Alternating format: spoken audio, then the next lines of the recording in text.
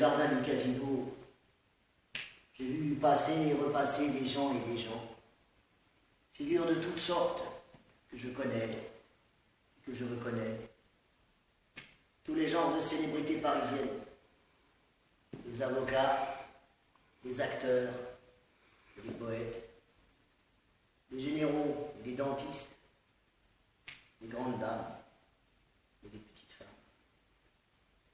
Je les regarde avec avidité. Sur chacun de ces visages, je mets une histoire. Souvenirs qui vont, pour une journée du moins, m'arracher à mon ennui, aux mornes ténèbres de mon ennui.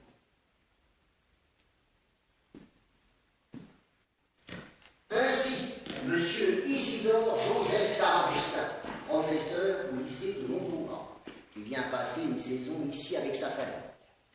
Monsieur Tarabustin souffre d'un catarrhe de la trompeuse tache. Madame Rose Tarabustin, du nid d'arthrose au genou. Le fils, Louis Pilate Tarabustin, d'une déviation du rachis. Famille bien moderne, comme on voit. En plus de ces maladies avouées, et d'ailleurs respectables, ils en ont d'autres qui les atteignent aux sources mêmes de leur vie. Eh bien, parle. Voilà les bêtises qui recommencent, bon. Partons, l'homme de l'affaire mirobolante, il parle, cette femme. Il parle trop. Il parle même de moi. Il est question partout que de ces 47 500 francs que ce diable d'homme me versa en 2 paiements consécutifs et réguliers, est-ce ma femme n'a profité de rien. Comme ça, crois-tu franchement que j'aurais été assez bête pour donner à ma femme, là, voyons, 47 500 francs? Je lui ai rien donné du tout à ma femme. Cet argent, je l'ai mangé avec des femmes un peu plus chouettes que la mienne.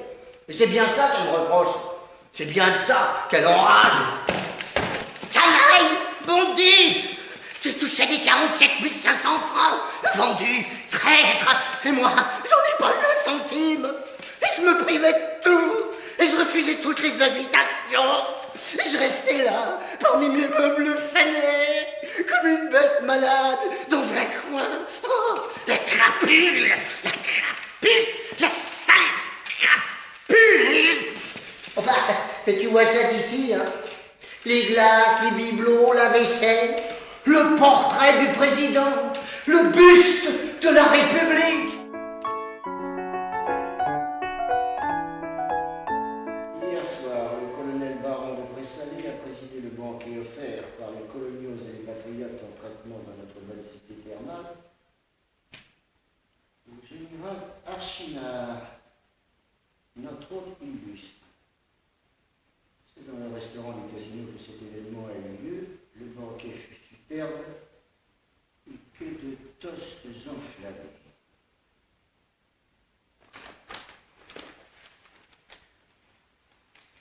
Il y a quelques années de cela, le général Archinard, désireux d'ajouter à sa gloire de soldat un peu de gloire littéraire, fit paraître dans la Gazette européenne une série d'articles où il exposait ses plans de colonisation. Des plans simples, mais grandioses. Ayant trouvé ces idées non point nouvelles, mais curieuses en soi, je me rendis chez ce brave soldat dans le but patriotique de l'interviewer. Quoique je n'aime guère les journaux d'abord, et les journalistes ensuite, je ne suis pas fâché que vous soyez venus, car vous allez donner à mon système de colonisation un retentissement considérable. Voici en 2 mots la chose. Je ne connais qu'un moyen de civiliser les gens, c'est de les tuer. Quel que soit le régime auquel on soumette les peuples conquis, protection, annexion, etc., on en a toujours des ennuis. Ces bougres-là ne voulant jamais rester tranquilles. En les massacrant en bloc, je supprime les difficultés ultérieures. Est-ce clair?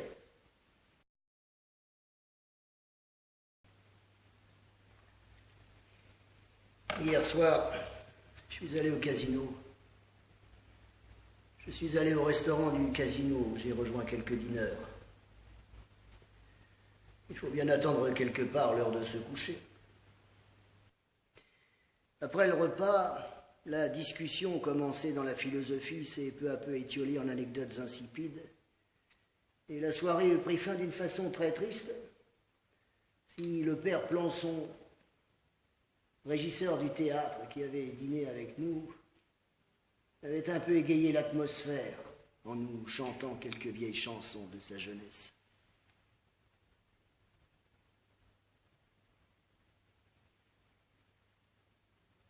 Durant qu'il chantait, le directeur du casino me raconta sur lui l'histoire suivante. Père Plançon, il y a juste aujourd'hui 42 ans que vous appartenez au théâtre de l'Athénéum dramatique. Donc, voici ce que j'ai décidé. On donnera le mois prochain votre représentation de retraite. On jouera gloire et patrie. Votre meilleur rôle. Ça vous va, hein? Ça vous chatouille un peu dans votre amour-propre, hein? Eh bien, soit, monsieur le directeur. Seulement, je vais vous demander une grâce. Une toute petite grâce que vous ne pouvez pas me refuser. Jour de ma représentation de retraite, je voudrais... Eh bien oui, là, je voudrais jouer le petit vicomte. Non mais enfin, vous êtes fou, archi fou. Le petit vicomte, un sale rôle, une panne indigne de votre talent. Non pas, jamais je ne permettrai ça. Je veux que vous fassiez dans le public une impression inoubliable, mon père Plançon, entendez-vous? Je veux que dans 50, 100, 300 ans, on puisse dire, il n'y avait que le père Plançon pour lancer Madame la Comtesse est servie. Mais enfin, c'est votre gloire que je défends contre vous-même. Oh, les cabots, les sales cabots. On leur apporte la gloire, le succès évident, l'acclamation certaine, 10, 15, 20 rappels, et la fortune par-dessus le marché. Et ils aiment mieux courir je ne sais quelles stupides aventures. Le petit vicomte, non, mais enfin non, c'est trop bête. Monsieur le directeur, écoutez-moi. Je vous fais juge de la situation, monsieur le directeur. Je remets entre vos mains mon honneur professionnel, mais au nom du ciel, il faut que je vous confie ça. Le petit vicomte, il y a plus de 10 ans que je l'étudie, que je le compose, que je le vis chez moi en cachette tous les soirs. Ce rôle n'a que 10 lignes, mais il est admirable. Et j'ai trouvé des effets. Oh, si vous vouliez, monsieur le directeur, ce serait le couronnement de ma carrière. Le public verrait là un des côtés inconnus de mon talent. Monsieur le directeur, laissez-moi jouer le petit vicomte. Non, et non, est-ce clair? Monsieur le directeur, j'abandonnerai plutôt mes 200 francs. Oh, mais enfin, vous me rasez à la fin, père Plançon. Fichez-moi la paix, allez.